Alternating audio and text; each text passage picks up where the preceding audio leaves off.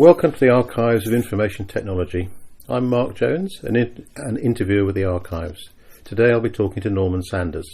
It's the 14th of November 2018 and we're in Norman's home in Suffolk. Norman was born in 1929 and after an education disrupted by the war and national service in the RAF, Norman was very much involved in the early days of the computer industry, being rightly called a computer pioneer and working alongside other great pioneers like Sir Maurice Wilks and David Wheeler. He also travelled widely, working in Vancouver, Seattle, Trondheim and Rome. Norman says that his working life consisted of helping to get the computer revolution going, and he's published 5 books, numerous papers and articles alongside his work for employers such as Boeing, Metier and Sperry. He was also a technology advisor to Harold Wilson in the 1960s. Well, welcome Norman, good morning. Thank you very much for agreeing to talk to the Archives this morning. Oh, my pleasure entirely. So I'm just going to start at the beginning in traditional fashion. Righto. Born in Camberwell in 1929. What did your father do, if I may ask? Well, yeah, he was.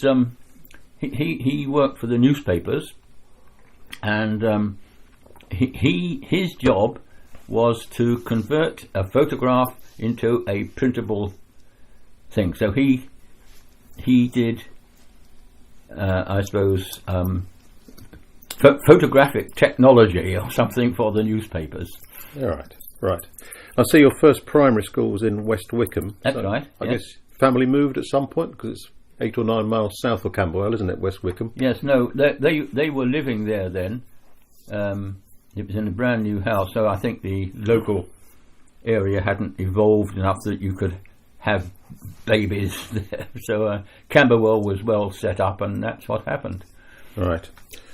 And then the war came along in 1939, of course, and I think you were evacuated to Somerset, weren't you? Yes, the reason was because the main defence line of London was between our house and the house next door. These large tank blocks came in July and August of 1939, and my father asked the bloke in charge, "What's all this?" And he said, "This is the main defence line of London. So are we inside or outside?" "No, you're outside, and when the Germans come, we're going to kick you out and turn it into a machine gun nest." So we got out, we left on the 2nd of September, in fact, the day before the war started. So did your whole family go? The whole family, yes. Right. Not my father, but my mother and we 3 boys. Yes, I think today we can't imagine how traumatic that must have been at that time, or as an 11-year-old traumatic for my mother. I don't think for us the war was just fun. Right. Yeah, just an exciting adventure. It was. Yes. Yeah. So down in Somerset, you finished your primary education and went to Wells Blue Grammar. That's right. That was before 11 plus, wasn't it? No, I took the 11 plus. Right. Yes. Right. From the little village school, but I'd learned it all before I went down there, so it was pretty straightforward. So when you got to the grammar school, did you start to think you might specialise in arts or science, or did that take a while? I thought I was a physicist right from the very beginning. I discovered later on, many years later, that physicists were very clever chaps, so I changed to mathematics. But I was physics right from the very beginning. Right. A bit of chemistry. So you were there, I think, about 4 years until the end of the war. That's right. And then upheaval again, back to Beckenham and Penge Grammar to finish. That's it, yes. So was that a difficult transition? No, dead easy. Smoothly in. Except I had to give up soccer and play rugby. That was the biggest downside of the move. It really was. Hopeless. To learn playing rugby at the age of 15 is not easy. So I think I'm right in saying that at that time the school was in Penge High Street. Yes, it is. Well, was. Yes, it's probably still. No, it's moved. I think it's moved now. Yes. Yeah. Well, we used to live in Penge many years ago. Oh, you did? Yeah. I know the High Street is now a very busy road. Well, it was then too. It was still then. Oh, yes. Yes. So did you enjoy your school days? Oh, absolutely. Yes. I can't imagine better schools than the Blue School and Beckenham and Penge County Grammar School for Boys. So I know national service came next, but did you always have an ambition to go to university or do something after? I didn't know education? what to do. It was the problem was the physics. I thought it was a physicist, and then I started to discover I wasn't. And that came from the Air Force, because when I went into the Air Force, they said, "Okay, we'll pay for you to take the first year university right here in the Air Force," because I was stationed at Cardington, which is close to Bedford. And there were two schools there, and one of them had a maths master who was a marvellous old boy, and so I took mathematics, the first year mathematics there in Bedford, and decided I was a mathematician. And then I had to change my idea. I took scholarships to 3 or 4 universities, as you did in those days. You had to go along individually. Did with Sheffield, Imperial College, Birmingham University, and I got into all of them. But this Air Force experience changed me totally, and so I got a job. So I had to sort of retread myself as a mathematician. So I got a job in the Admiralty in Whitehall, and used to go to Birkbeck College. And in Birkbeck College, you could study at night and get it's as though you were one of the daytime colleges, and so I got started there. And then they said, "Well, I think you better go to Cambridge." Finally, so I switched to Cambridge, and they let me in at Trinity Hall. So you decided by now you were going to be a mathematician. Yes, yes. I went. It was taking university mathematics that changed me, really. But I did discover also that the physicists were a very, very bright crew of people. So I did maths at Cambridge as well, but only for 2 years. I must say I found it hard. Did you find it hard, or did you? No, not really. No, I did it for 3 years, and so when I went up to Cambridge, I discovered two important things. One was Fred Hoyle was there. And so I went to his lectures anyway. I did those for 2 years just for the fun of it. And but I went and knocked on the door of the maths lab and said, "Hey, you've got a computer here? Yes. Can I join you?" "Yes, you have to graduate first." So I did that, and went in, and the rest is history. So up to that point, you hadn't really come across computers, I suppose, had you? Because they weren't. Well, yes, I had. In the Admiralty, I'd come across an analog computer. Right. For doing so, I can't remember what it was, but I programmed that, which was sort of plug boards. You took bits of wire and stuck them in holes and that sort of thing. But the first digital programming was, of course, at the maths lab. You've got the mug. Yes. So, was it easy to get into the maths lab? Did they welcome you with open arms? Open arms! Oh, yeah, they couldn't get anybody. So we had We had a woman, we had a Spaniard, the rest were just blokes from Trinity and around the place. We had one from Oxford too, because there was nothing going on. Leslie Fox eventually became Professor of Mathematics, of Computing at Oxford, but that wasn't in my time. That was a little bit later than that, early 60s, I think. So at that time, computing was seen as a slightly arcane research topic, was it, rather than something that as we know now, has overtaken most things in life. Yes, that's what I couldn't understand it. I became a sort of John the Baptist of digital computing while I was still an undergraduate, and I used to go around telling everybody, this is the future. Drop medicine, drop engineering, and all the other things that the others were taking, and nobody did. No one else at Trinity Hall had the slightest interest in it, and it was my fault because I wasn't able to describe it too well, I think. It's interesting, isn't it? Yes. I think you met Alan Turing there, did you? Yes. One of his lectures, anyway. I was one of the last people to see Alan Turing alive. This is at Cambridge, and he was at Manchester, and he came, and we had a maths club called the Quintix, and he was invited down to give a lecture at Cambridge, so he came down to see all his old friends. What I didn't know, and this was in the 50s, in 1970 until 76, was all these chaps who were my lecturers at Cambridge, they were all together doing decoding and stuff at Bletchley Park. Right. And so they all knew each other. I didn't know anybody, but they knew each other. Yeah. And I got to play chess against Alexander and all sorts of wonderful things just through that connection. Yeah. Do you have a memory of Alan Turing? Oh, absolutely. It was tragic. If I can say this, there was obviously something wrong with the guy. He wandered around all the time in this large room. He never finished a sentence. It was horrible, and I think this is a great man. I didn't know then that he'd had anything to do with computers, and he really didn't have very much to do with computers. But he wrote that paper. That was before the war, and but this he did not look or sound like a great man.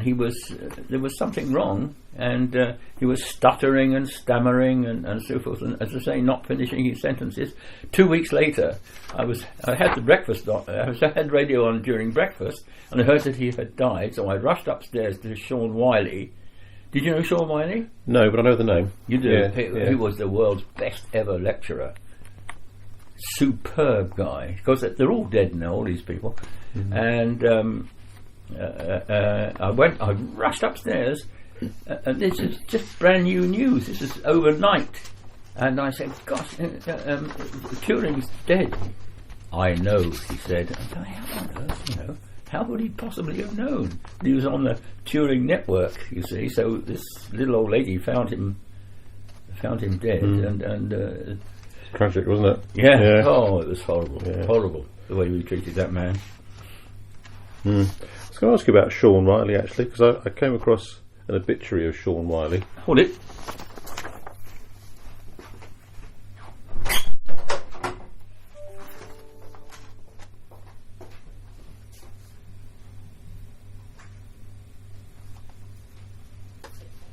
I wrote a bit of that. It was Malcolm Wiley who wrote it in the Times and Telegraph. I don't know whether you've seen this picture. Oh, it's a picture of Sean, is it? Yeah, Sean yeah, Wiley. yeah. Wow. Yeah, as a very young man, Yeah. taken by a friend of mine. You obviously thought he's a remarkable man, because I think this is the quote I read. I think it might have been The Guardian, actually. You said about Sean Wiley, "I still remember his little diagrams of the undiagrammable with vast amusement. Mathematics is perhaps not the most hilarious of subjects," you said, "but in Sean's hands it was pretty close. Every sentence was a quiet joke." So I guess you enjoyed maths too, then? Yeah, I wrote that. Yeah. Yeah. Yeah. How did you get that then? It's in The Guardian, I found. Because it came out in the Times and Telegraph, and I don't take the Guardian, not the Guardian anything but against it, but I've got enough to read Yes. as it is. Yeah. Yeah. So you thoroughly enjoyed your maths and did Yes. pure maths, I presume, was it? Yeah. Well, of course, I did the applied, and I've done quite a bit of writing on it. But if you say mathematics, I become. But then of course I got into numerical analysis. You've got to know numerical analysis to that's what computing's all about, really. In the old, because today it's all about the computer. Today ought not to be called a computer; it should be called a searcher, because it's about vast amounts of data and so forth. There's very little actual computing going on. But in those days, with a 1K machine, 1024 words to 17 bits, is you couldn't. Mathematics was the only thing you could do on it. We had a noughts and crosses thing that Stan Gill actually made, but it was very, very simple. Anyway. So 1956 to 7, I think you're at the mathematics laboratory, That's right, weren't you? yes. With people like Maurice Wilkes and David Wheeler. Yep. How were they to work with? Oh, wonderful. Yes. And Maurice Wilkes never came over, but David Wheeler came over and stayed with us with his wife and little tiny kids in Seattle when I was working at Boeing. And they were lifetime friends. Well, Maurice Wilkes did, I think, 1 or 2 lectures to us when we were doing our computer science degree in 76 or 7, I suppose. He was an old man by that time. He was, but still very sharp, I remember. Oh, yes. And I think it was numerical analysis was his lecture. Yes, he's got a textbook on it. I've got it. Yes, I think so. And also one of his books was about time-sharing systems, I remember. That was course material. Yes. I don't recall that. That was sort of after my time, really, there. And David Wheeler, I remember his lectures too. And he's famed for inventing the subroutine, I believe, isn't he? Well, I think so, yes. I claim that. the closed B subroutine, Right, to be yes, exact, do the full as cycle. opposed to A. So what did you do day in, day out at the computer lab at that time? Well, one J.C.P. Miller, did you come across Jeff? Yes. He was my supervisor, and of course, he had, I don't know how many of us he supervised. He supervised me anyway, and he used me to test out ancient ideas, or almost medieval ideas, numerical ideas. And so I wrote integration routines, differential equations, all sorts of numerical analysis came alive for me. It wasn't just a book; it was reality, and became my life for many years. Did you at that time have thoughts of staying there forever, or did you always just think it's going to be a 1-year assignment, which it turned out to be? Didn't it? No. I thought this is it. This is life. Yeah. So you were there, I think, just 1 year, weren't you? Maybe Oh 2. yes, it was 1 year then, and then I'll show you something else if you like. Go on Okay. then. I thought it all hanging on the wall. I didn't get a sec.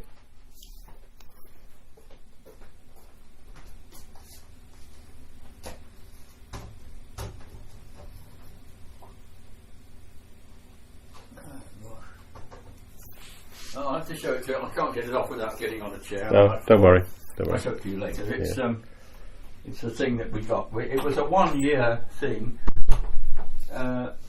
Just and Wilkes wanted me to stay on and do a PhD, so he had. I mentioned his name. Who was with me? Early on today. What was his name? Anyway, he had us in and said, what you chaps to do PhD. And so the other one, I'll think of him.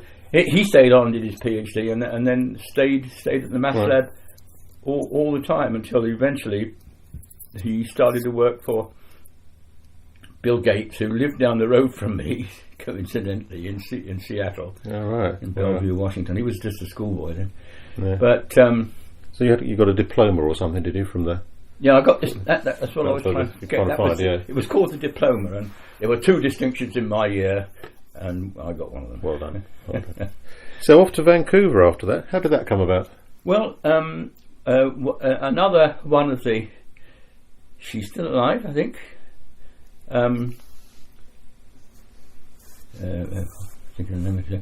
She wrote she spent a year or 2 at the maths lab, and wrote a biography of not Wilkes but Wheeler. No, the numerical analysis. He if you go into South Kensington Science Museum, there's an enormous analog computer there. Hartree, Jeff Douglas. Douglas Hartree. Did you know him? Only by name. Okay. I think he died before I got to Cambridge. Ah, yes. He was a little bit on the ancient side, but she had come over from Vancouver, and to give you a fuller answer, there were virtually no jobs when I came up, and nobody had a computer, and so I thought, well, gosh, I applied around, and I got 2 offers. One via this lady who wrote the book, and the other I just wrote to the Princeton Institute for Advanced Studies, and I got offers from both of them in the same week. One I got $400 a month from Vancouver, University of British Columbia, and $500 from the Institute for Advanced Studies, where Einstein had been until about 1951 or so. And so I took these in and showed them to Wilkes, and he said, I'll never forget it. take the Vancouver job. He said, the Institute for Advanced Studies has had its day. He said, it's had its day. And Vancouver hasn't even woken up to the day one yet. Go over there and get it running. And that's what I did. Oh, I see. Right. So that was building a department from scratch, was it? Yes. Yeah. Yes. But it had no future. Well, as in, you were there for 2 years, weren't you? Yeah, I was there for 2 years. Yeah. So you got something going, but could see it wasn't going to go any further. I've got a lot of customers. Yeah. Yeah. And would sort of give them talks and things like that. But then Boeing entered my life, and that was industrial computing, and no one at Cambridge. It was as though Cambridge existed in total isolation. There was no talk about actually using the computer in industry or anything like that. But industry suddenly came up because people from Seattle came up to Vancouver. They had a 3-day computer conference. The idea was a computer conference was that people who had computers would stand up and talk about what they were doing, be it insurance or whatever, and be it even engineering or manufacturing. And they came up and they said, look, we need an Englishman in this thing. Could you come and give us a talk on English computers versus American computers? And at that time, the fastest American computer was the IBM 704, and it took 24 microseconds to do a floating point add, whereas the EDSAC 2, and I had done a little bit of programming on that before, it was called EDSAC 1.5, the add time was 19 microseconds. So I said, you see, British computer. Anyway, so I said, yeah, I'll come down and talk. So 3 days, and people were dead. They were dead beat, right? And I was the last speaker, and I had to do something. So I just told a lot of jokes, starting with what I've just said. I just had them, you know. And so afterwards, 2 chaps rushed up to me and said, "Would you like to work for Boeing?" I said, "Yeah, I would." So I did, and that's how. That was that speech that I gave was my. Oh, excuse me. Just a second. Pause it. Is that you? It was.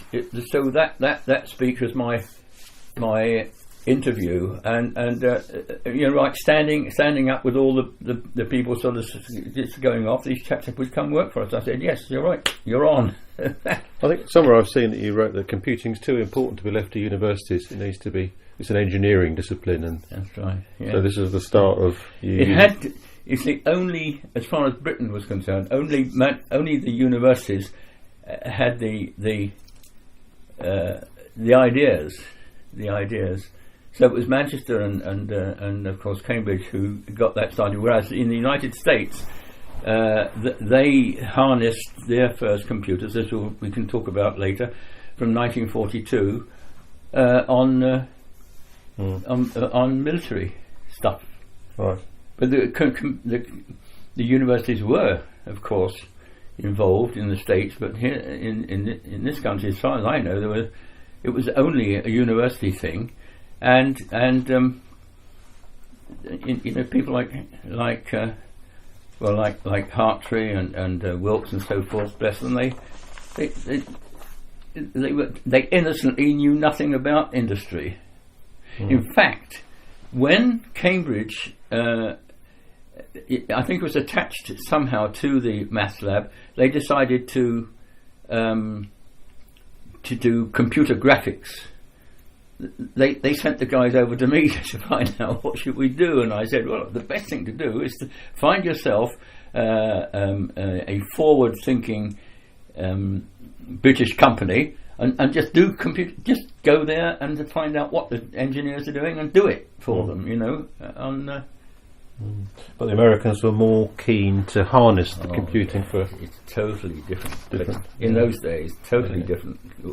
Whole attitude to work. So what was your formal role at Boeing? Did you have a job title? Well, I suppose so, yes. I was, well, first of all, I was just a programmer. There were just a few of us. And but in no time flat, I found myself running everything. I suppose I was the manager, something like that. It was all we had. We had red badges, and and the engineers and the programmers had blue badges, and I had a red badge. And that it was it wasn't highly structured, put it that way. You know, it's all decisions were made in the corridor. Really, and shouting matches. Yeah. We did more shouting than anything else. So was computing valued at Boeing as a discipline, or was it a little grubby thing in the corner? That's a jolly good question. And there's something I've got in this house, and my wife died 5 years ago, and there are things I can't find. But I became a speechwriter simply because I knew what we were doing with computers, and the managers were the blokes who'd been engineers on the B-17 and the B-29 and so forth, and they were up there. They were old men of 50s, in their 50s and all that sort of thing, you see. And they were paying enormous, you know, the rentals. I mean, the computers were enormous, even though their capacity might have only have been, you know, 25k or something like that. Those were the bills were enormous, and we all knew what we were doing. The engineers knew what we were doing for them. We were writing their programs and running the jobs. We would run jobs all night and so forth, and hand out the results the next morning for find the errors and so forth. And but the people the higher up, one of the problems was computer people in those days anyway weren't terribly articulate. I felt this, and blokes have come along. Hey, Norm, I'm going to make a speech on Sunday. You know, what's the name? What's the title? Or how to eat an elephant? Okay, and I'd go off and I would impersonate the voice in my head. I'm not a speechwriter, but I wrote speeches and became a book, and that's another story, which I'll tell you if we've got time. And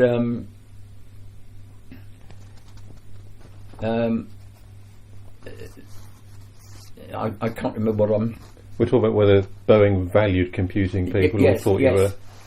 There was a breakthrough. There was a breakthrough, and this is when it really happened. We were buying more and more printers. We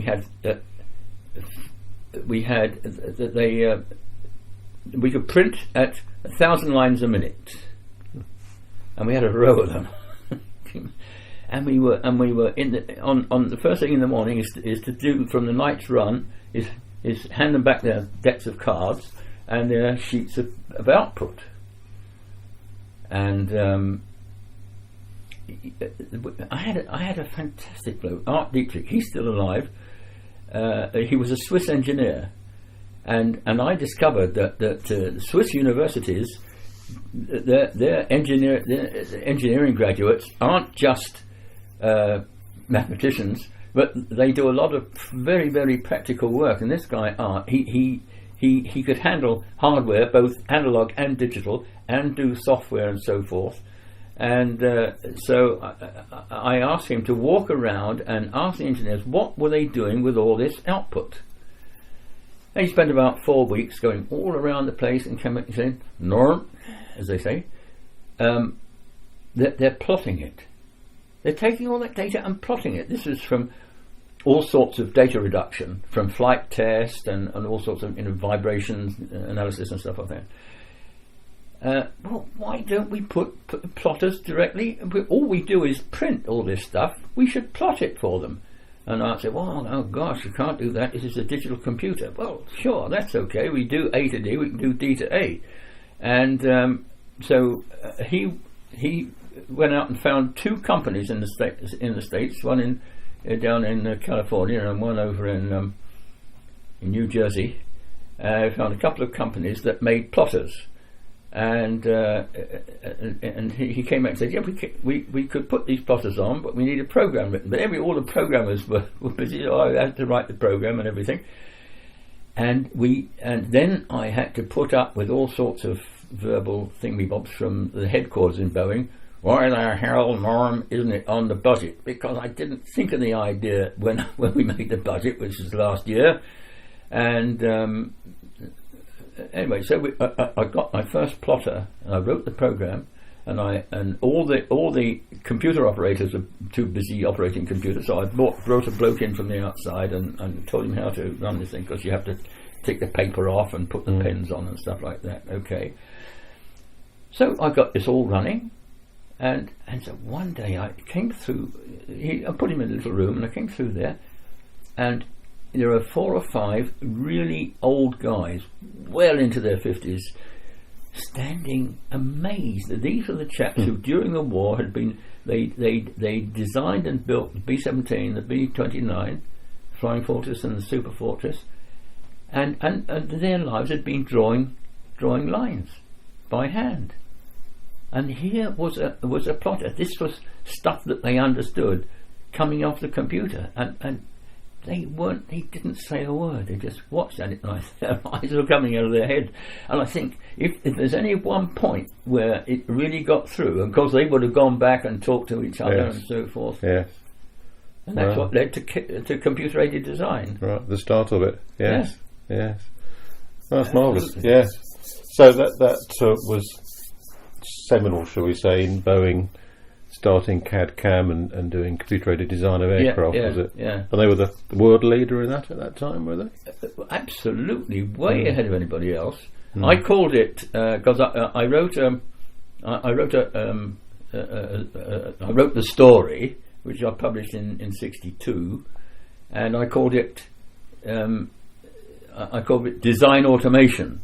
But then someone with a suit and a tie on came along and called it something else. And that's what the name became. So I think you also had something to do with online flight data plotting. Is that right? Well, that's what I'm talking about. That's what plotting those results. This was just plotting data that had come in from an A to D conversion. Later on, we had drafting machines, but that's another story which we can come on to. So 8 years at Boeing. Happy years, were they? You enjoyed yourself? Yes. Sounds like you had a lot of scope to do what you thought needed to be done, so long as you didn't annoy anybody. Yeah. We had free hands to do things. And some engineer in the corner wanted something, and you'd do it for him, because then he would. If an engineering manager, I think, what the hell are you doing? Ask old Fred over there, because I'm doing it for him. He knows what he's doing. So we were. It was a totally new thing. The Boeing, they knew aerodynamics and everything else. They didn't know computing, and we were a brand new, type of Homo sapiens, I guess, and they were terrific people to work with. About this time, I think you became a personal advisor to Harold Wilson, didn't you? Well, I did, yeah. Do you remember him? I do, yes. Yeah. So how did that come back? Were you? I'll tell you the story. So these are some of the things. That's him and Mary. She died just recently, and I've tried to get one of his pipes, and so I'm paying a lawyer to try and track down his pipes. But I didn't think of it when he died, but I did when she died. I thought she would have inherited all his pipes, and I just want to put it up there. You see, on the mantelpiece. Yeah. Put the other junk up there. Okay, so he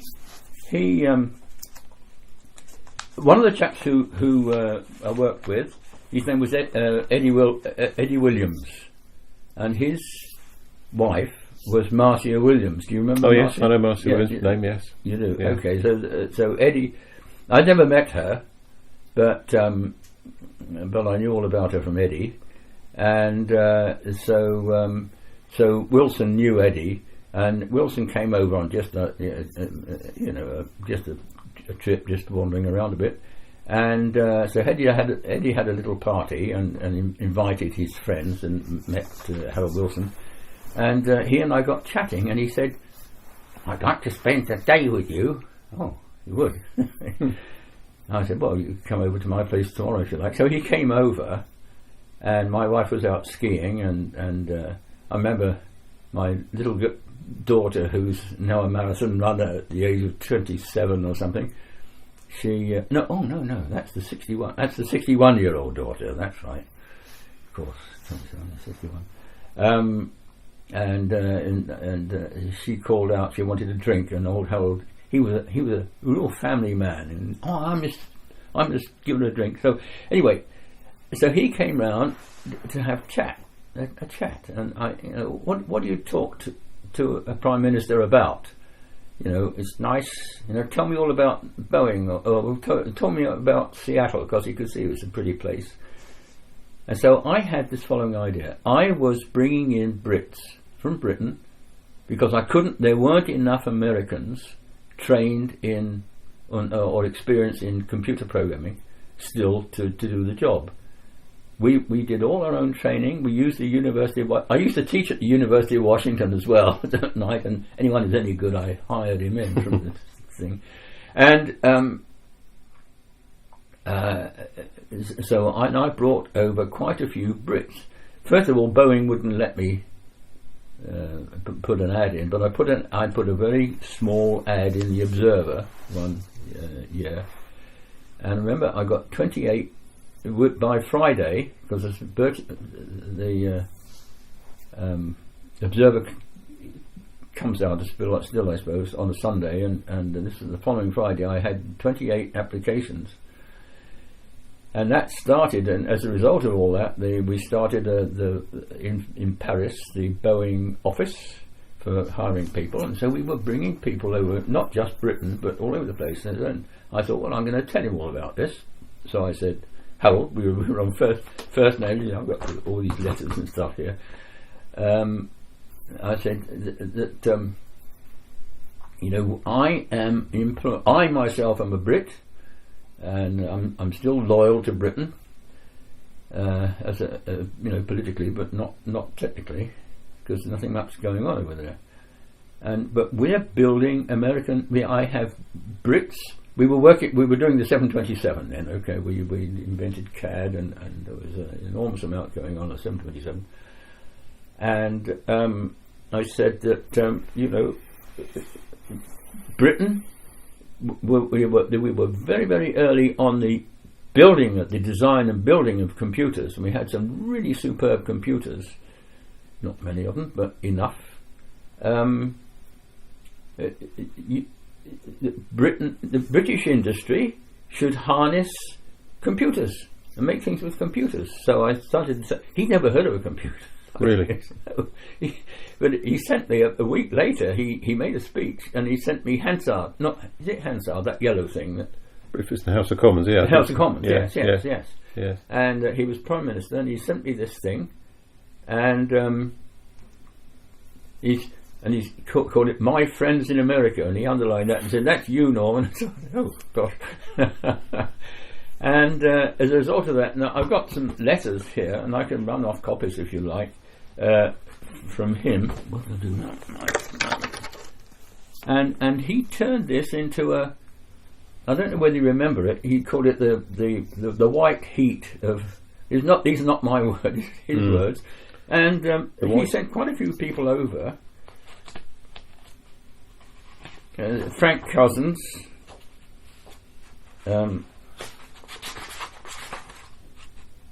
There's a couple of letters. You don't have to read them much.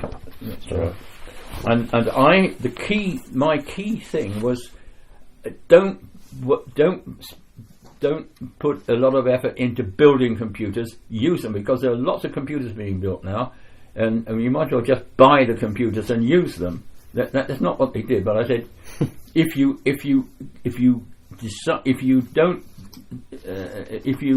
want to continue building computers, then instead of having half a dozen small companies, put it all together into one company and call it the British Computer Company, BCC. So what did they did that, put them all together, and they called it ICL, International. The word British didn't show up at all. And so here's some stuff. Here's some stuff from Tony Benn. You remember Tony Benn? Tony Benn. And it's the end of the road for ICL. There's the thing from Tony Benn there. So, as a technologist, what was your impression of the politicians at the time? Bloody awful. Yeah. And the people that came over, they were. I don't want to get it. I don't want this to go out, but they were. Okay, put it back on now. And I knew that Harold Wilson was going to go over and talk to Khrushchev about something or other, and I'd always felt that you know, do you remember Gomulka? There was the Gomulka plan, and then what was the other plan? I've forgotten now. Just a sec. Anyway, that the Apache, that's right, that they should turn Poland into an absolutely neutral state and guarantee peace from both sides, and so make it a proper buffer state, no Polish army and all that sort of thing. And he took these ideas, and I got this from the Guardian. Mr. W, that's Wilson and Khrushchev, talk on arms cuts, and that was the result of my writing to him and telling him what to do. So here's one from Blackett, and there's what Blackett looked like. PMS Blackett is a very famous man, wasn't yes, he? He was. Yes. Yeah, but they were all a lot of bright guys, but they didn't know their industry. But Harold Wilson, I'd say he was a bloody good listener. He listened to me anyway. Yeah, I like the PS on his letter, where he's inviting you for a trip, I think, and he says at the end, P.S. This means first-class fare and subsistence at 3 guineas a day. That's right. Marvellous, isn't it? Very civil service somehow. Yeah, absolutely. I guess the minister wrote the letter and the civil servant put the P.S. at the bottom. I guess so. Yeah. So this must have been an extraordinary time for you, because here you were. It was, yeah. It was. Coming out with ideas which I guess you felt were to some extent common sense, but certainly a technologist's view of the world. And these people, it's like a different language. People with feet in both sides, you see. You see, why weren't the people in Cambridge interested in industry? But they were so busy creating computers and so forth.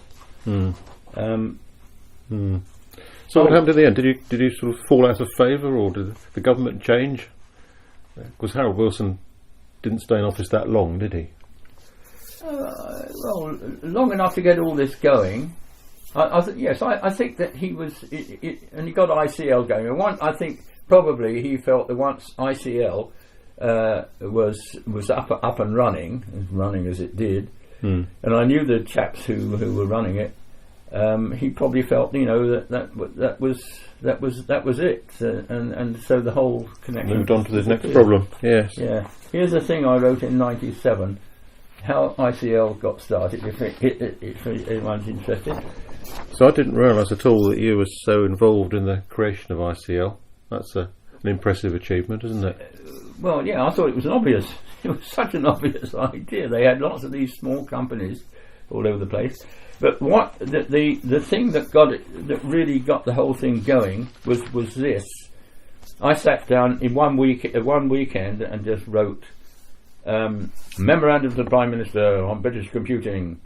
This is November 1964, and I mean the stupidest statement here is there's nothing is going on in Japan, because I didn't know that anything was going on in Japan.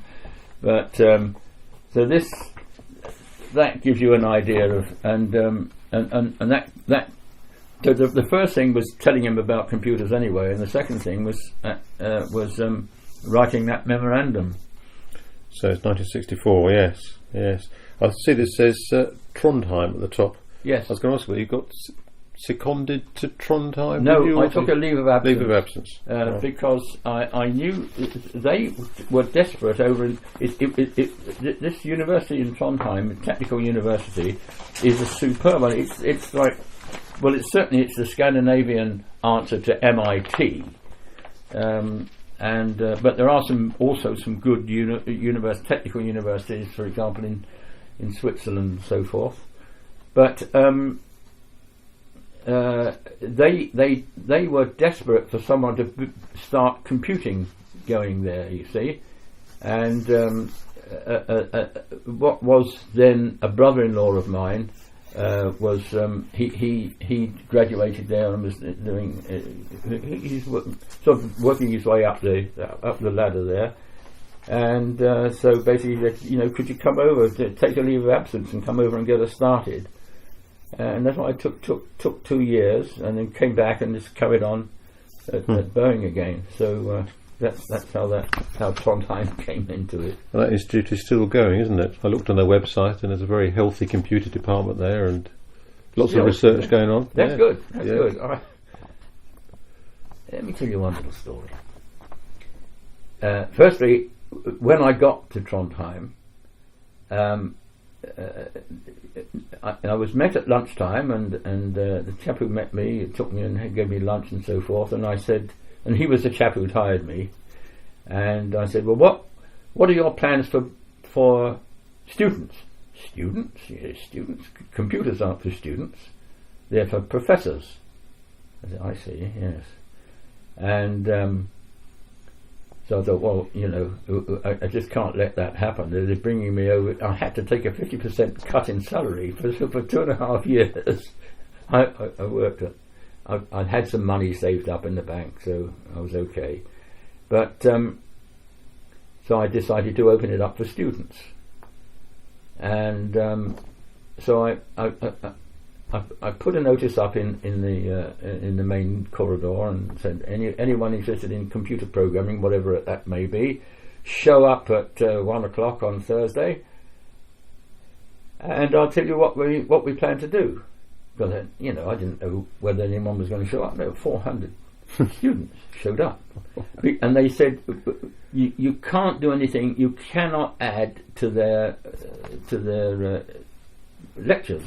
They're so busy now. The people you really want here, the people who've got and they went straight through to master's degree and high level stuff, and it was very good. No one will be interested in computer programming, they said. So I discovered that 400 were. So there was a chap called Jim Tosher. He was on a postdoc from California, and I said, when this happened, I said to Jim, could you? He was a good programmer by that time. He'd already been programming computers down in California at Caltech, and I said, could you stay on for 6 months and give and teach programming? And he did, and it set the whole place on fire. One strange thing was because I was on first name with everybody, then everybody became like all these students were and so forth. But the point I was going to make was that, of course, it's one thing is sitting in for lectures and so forth and trying out, but then you start to program for you're going to do something, you're going to write a thing for differential equations or something like that, and you need help, and we need a helpline. And so I said, well, look, let's set somebody up. Let's set some postgrad guy who knows about it. We'll put him at the end of the corridor, give him a desk, and pay him some money. And he can sit there all day or all evening or something, and he can help the people who needed help. And so we set that up, and I thought it would last until about for 6 months or something like that, and then the thing will be self-perpetuating. At the 50th anniversary of the whole thing, I found not only that there were some of these youngsters are now old guys and so forth, but that one person had become a department, and not only a department in Trondheim, but a department in other universities around. And it wasn't just computer programming; it was all sorts of things. Somehow it just, this extra layer, and it's still there. Took off. Yeah. Oh, great story. Yeah. So 1968, off to Sperry. Yes. How did that come about? You left Boeing. Yeah. Well, firstly, you see, we were an IBM operation. Just that when I got there, we were an IBM operation, and so Sperry UNIVAC, as it was called then, they were trying to get in. Control Data, who had superb. That's how Bill Gates started. He started on one of our machines. I put terminals out just for a few people, half a dozen people. They had them in their bedroom or the garage or something. And a guy called Grant Irwin, who was a great man, a superb project manager and so forth, and he and I had the same idea. He'd been in the Air Force during the war and became Japanese prisoner of war. Japanese prisoner of war, and when we met, we started talking about this, which became CAD, and his son Dan, who's now he's professor of physics down in Southern California. He and little Billy Gates he's 16 years old. They were schoolboys together, and so Grant had this thing at home and taught his son Dan how to program. And Dan showed Bill, and Dan said to Bill, as they had told me, "Come home and see what I've got." "What's that?" And he said, "It's a computer." And so Bill Gates said, "What's a computer?" Everything has a start. And the rest of it is history. Yes. That's a charming tale. Yeah. So you left Boeing and joined Sperry. I've got but the president of Sperry came over, and he said, could I come and visit you in Boeing, because I think that we've got equipment that you could be well interested in it. So I set up a lunch where I was the project manager of the 747 there, and the chief engineer, and a few things. I had this lunch for this bloke, and someone said something, and I can't remember what it was anymore. But this chap got. I took him. I spent the whole day taking him around Boeing and showing him everything. I started off in our control room, with a room when it had a door, no windows, no nothing, but it had flowcharts on all the walls, And I took him in, and Bob McDonald, his name was Bob McDonald. I took him into the room. I said, "Well, we're going to start off here." So he asked, "Could I come and visit you?" I said, "Yes, come and I'll take you around and show you the whole place, so you'll know as much about us as IBM does." I took him into the control room with these flowcharts all around, and I said, "Every square on this picture is a computer or a computer program, and all the arrows are movement of data through. And Mr. McDonald, none of this is on your equipment." And I remember he smiled and said, "Gee, Norm, that's a challenge." And he asked me to, could I? So he set up a. You see, his speech was that IBM are on the boards of all the big companies. There's always an IBM on the board. All we in UNIVAC, all we get to talk to is the third shift operations manager or something like that. You see, and but so they decided to put up to have a seminar centre, and so they had bought a villa, a big villa in Rome, and it had about 13 or 14 bedrooms and a big kitchen and some, it was a real posh place, but they wanted someone to run it.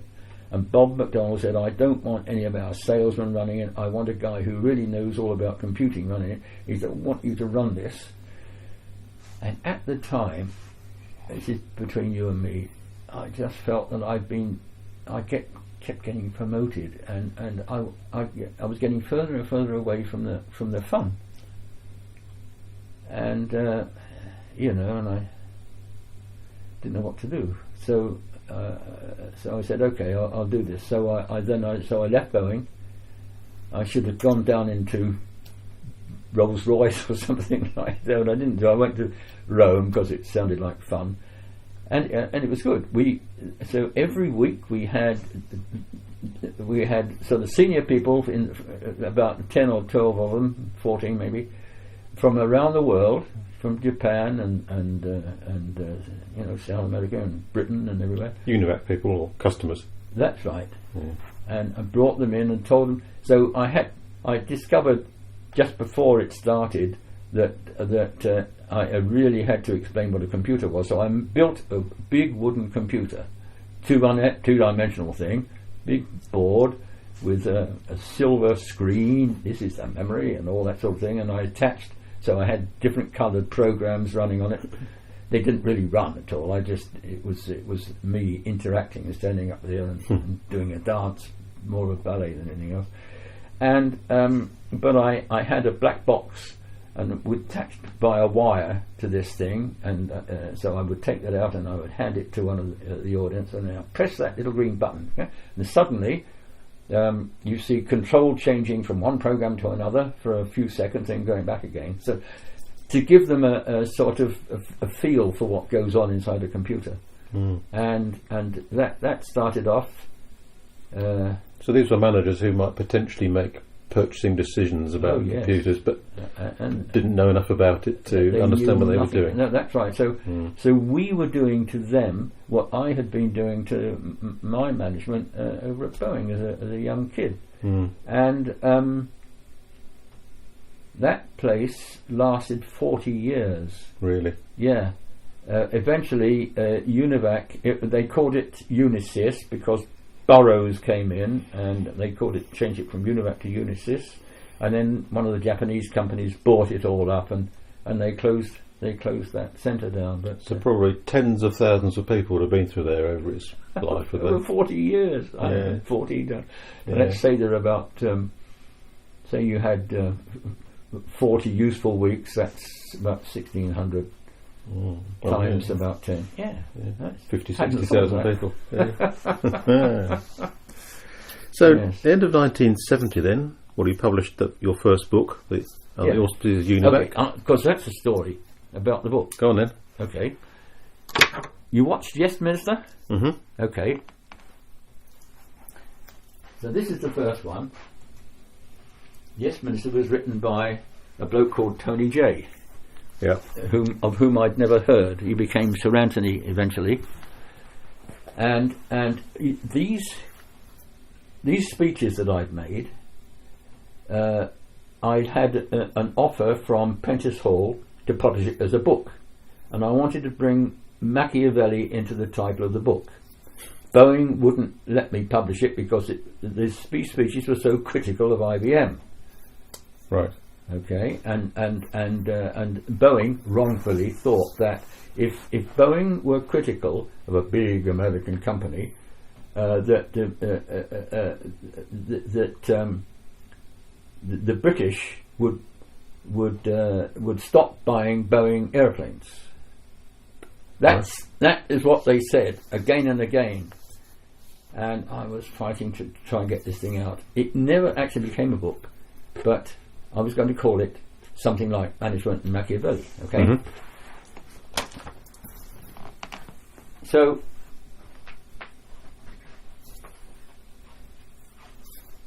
Time magazine. I need my glasses. I've got all of Tony Jay's books up there. Yeah, thank you. I'm sorry to go on and on like this, but let's see. Just a second. Here. The complete Yes Minister.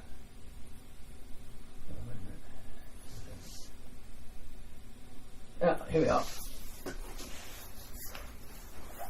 I got my Time magazine and I saw a review of a book called Management and Machiavelli. I just couldn't believe it, by a bloke called Anthony Jay. Someone has stolen your title. I stole my title. And so I bought the book, and it was superb. That book is a marvellous book. I mean, even if you're not interested in management or anything like that, it's just superbly written. He's a brilliant guy. Well, he died 2 years ago, and so once I read it, and I wrote to him via the publisher, "Dear Mr. J, you rotter, you've stolen my book. You've nicked my sentences. You purloined my jokes and all the rest of it. because I thought, when I had this idea of bringing in Machiavelli in, that no one else would think of doing that. And so I wrote to him, and he wrote back, and he said, when I got the idea of this book, I thought someone somewhere would have this idea. It was you. And so he said, next time you're in London, I was living in Seattle, next time you're in London, come to such and such a pub and you'll find a tall guy with a beard drinking red wine. I don't remember why I was in London, where my parents lived. I was over there, and so I contacted him and found him. We've been friends ever since. Wonderful. And I've watched the kids grow up and the grandchildren grow up, and we had one just 2 or 3 weeks ago, RAF reunions. He and Jill, his wife, they have 2 large barns, enormous barns, converted into palatial places with lots of bedrooms and bathrooms and chickens and stuff like that. And so we go down there and have our reunions. And so first of all, I met him, and we would go out and have dinner together in London near the White City. And yes, that was right. I wrote a book, how to run a meeting. Because there's other people's bloody awful meetings and how badly they were run and so forth. So I had seen it all done and done badly. So I wrote a book, and he wrote back and said, no one wants a book about meetings. What we want is how to run big computer organizations, and you're the guy to do it. Just write down what you do. And that was this book. The Corporate Computer. The Corporate Computer, yes. I don't know. So how did you find Tony Hart to do the illustrations? That's another interesting thing. When the timing was uncanny, I just got this thing finished writing. He said, write this book. He said, send me about 16 or 18 chapter descriptions. About half an A4 per chapter, and let me read it. So I sent him all this, and he immediately wrote back and said, because that was before emailing.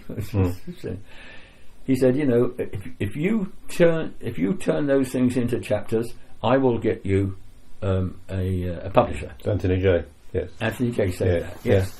And just as I finished, he sent me a thing called Effective Presentation by Anthony J. I've just got one for you, just a second. That's Corporation Man, just a second. Here's one. Effective Presentation. This is, oh dear, this one doesn't have the, here's a slimmed down version of Effective Presentation, but it the original one had cartoons by a guy called Tony Hart, of whom I'd never heard of because I wasn't living in England, and he was on the television. I expect you've seen him. Yes. There's no cartoons left there. So so I thought, gosh, I'll have to put cartoons into my. Oh, wait a minute. What missing? Oh, it's a bit. Excuse me one sec.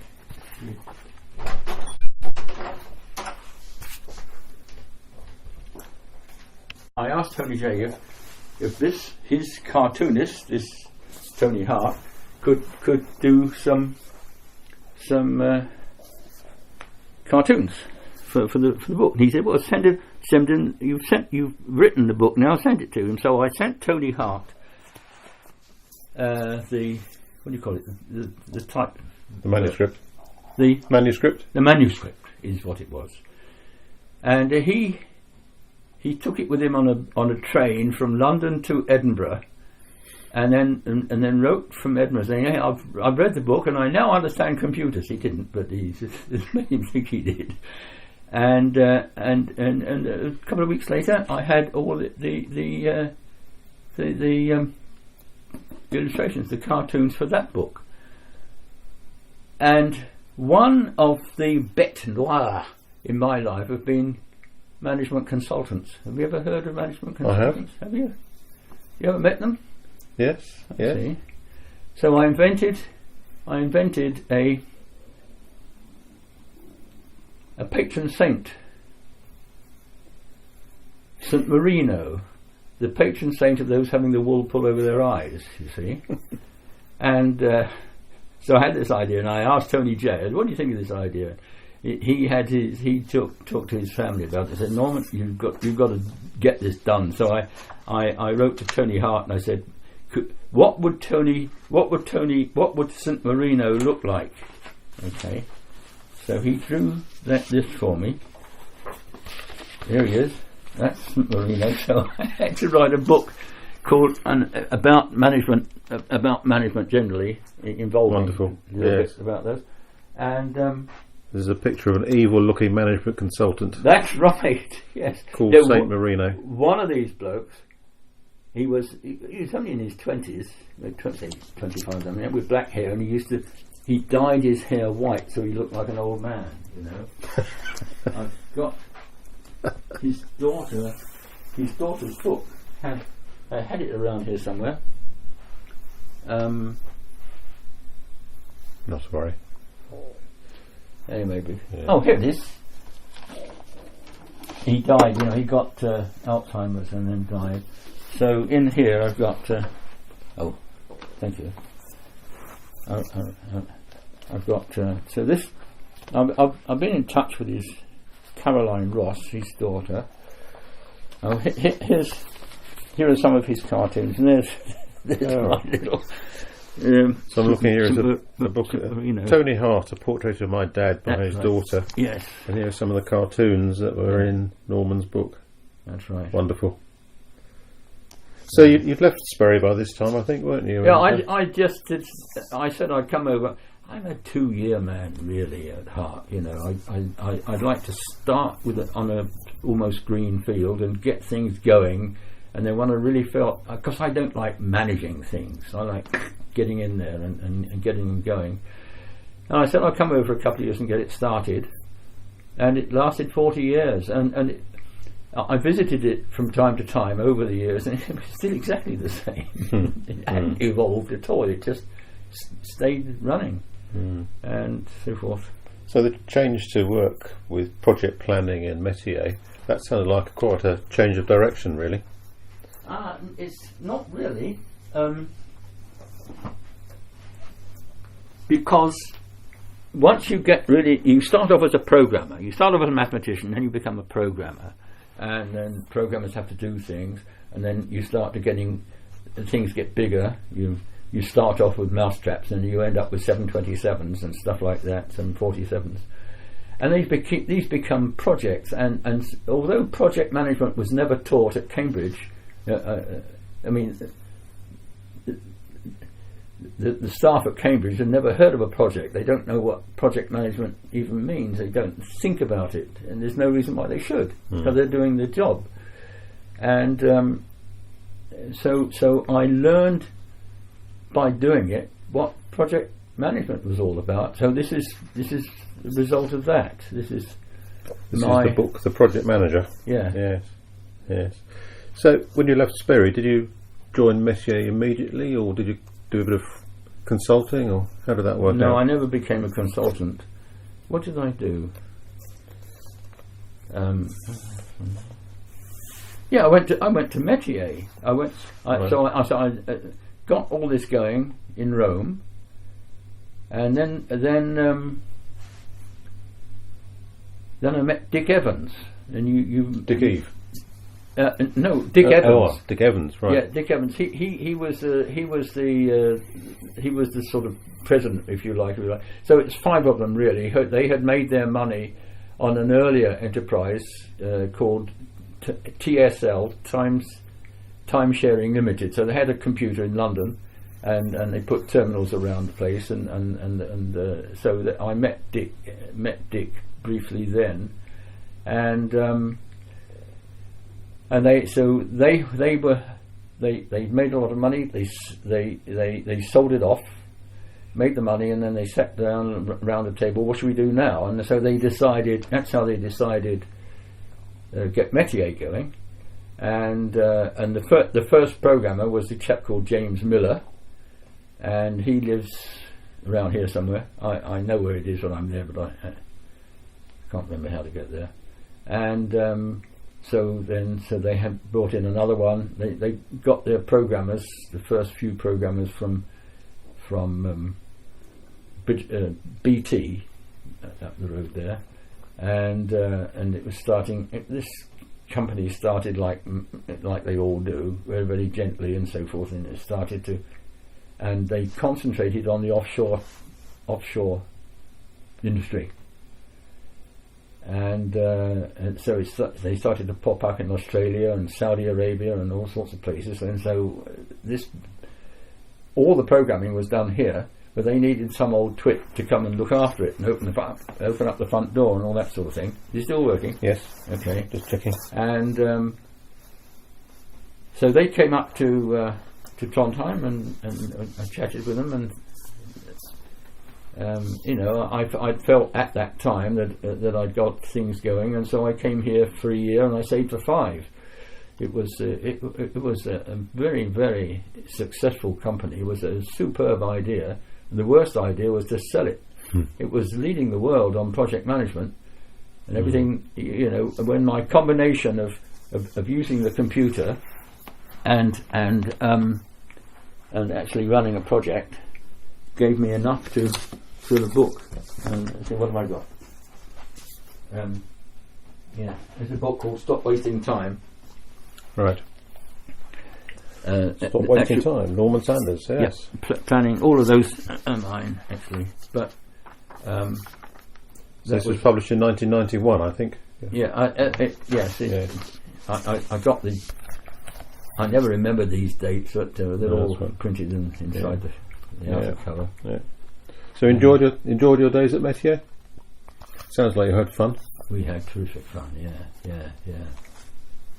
Now, I never thought I'd stay 5 years, anyone think, but we had a tiger by the tail. It was just, and people like Dick Eve, Dick, and this chap Nobby. I asked you if you knew him, but you hadn't met Nobby. And all the things we did together, we were like a large family. It was, and there's still people here, and I see them every other week. Right. With Jeff. And you mentioned in some of the material that Jeff gave me that you organised social activities and taught people windsurfing and things like that. It sounds as much like a social club as a place of work. But I came that first time. I've been here twice, once working and now retired, and so I bought the one at the other end, and on about day 2 of being here, the water started bubbling up, and the lake was created. And I have a couple of sons, and one of them is a windsurfer. And he said, "Dad, you've got to get yourself a windsurfer." So I did that, and then people started to come, and I had them there for the whole weekend. I'd hardly get on my own, so I said, "You guys have got to buy your own." And I did that, and I took many of them over to Norway. We do ski climbing on skis. So when did the Metier job finish then? When the company was sold? Yes, that's right. It was 96, was it? Oh, somewhere around then, perhaps. Yeah. So earlier than that. I think. We sold it off, and people went in different directions. So I went back to Norway. Yes, in Norway, at the university in Trondheim, I got a reputation for being an organizer, by being a sort of a creator of new organisations. You see, universities aren't very good at that. Universities, on the whole, aren't very good at managing things, deciding on things, because there's no profit motive. I don't know, really. Don't ask me to explain why it is, but that's what they're like. And so I got the computing going, and of course everywhere I went, I've got to say, they wanted me to stay on, so I could have gone the academic route had I stayed there. And so one of my students became professor of two of them became professor of computing. But I never stayed around. I just got on with other things, having fun. And what's I going to say? Yes, so they asked me to come back and start up another department, offshore technology. So I said jocularly, "I'm sorry, I don't know an oil well from a hole in the ground," but that was all right. They said, "You come and do that." So I did. I knew nothing about offshore technology, but I knew how to get things going, and I sort of built that up, and that's been running for years and years now. So was that your last job before you retired? No, the last one was a strange thing. A great thing about life is you bump into people, and you know, and things just kind of happen. And I like Norway very much. I've got two cabins over there, one in the mountains and one on a lake. And there was a company over there where I was living, and they decided that they'd better get some project management going. And it's a company that makes milk cartons. But then once you've got cartons, you can use them for anything. And they operate all around the world. They're also in Australia and Saudi and so forth, just like offshore technology. And they had no concept of computers at all. And but by that time, of course, because of Metier, using a computer that you can show up with a thing about that big, you know. Now, of course, it could be you do the whole thing on a mobile phone, but they're a computer about that size with Artemis in it is all you needed. And so I got them started, and I got a. It was a company that ran projects, but they didn't know they were running projects, and they knew nothing about the profitability per project and all the rest of it. And I got all that going, all based on what I'd already been working with in the past, and I stayed there until the very end. So how have you kept busy in retirement? Are you still interested in computers and technology? And no, I don't. No. I've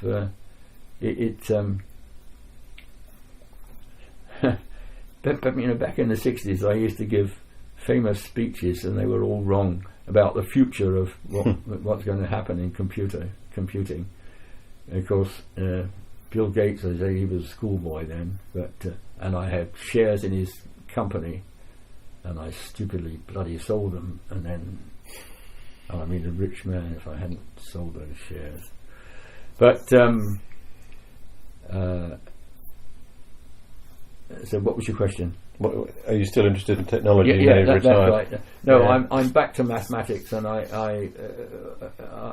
just finishing an 18 chapter book. So I started teaching school mathematics, and it was hopeless. It was absolutely hopeless, because I have no. If I walk into a classroom, they all just throw things at me. You got a little old lady in her 60s who's been teaching all those years, and she can walk in and they all shut up. But me, I walk in and they just increase the noise level. But so I started sort of teaching through a company, teaching individuals, and now I just do it. People know me and they ring up, and so now for tomorrow I shall be teaching 3 little girls next door, and on Friday there's another boy. He's 9 years old, and he plays that piano and he composes, and we're moving along at a terrific speed. So I'm writing a book, which I'm just finishing as you walked in.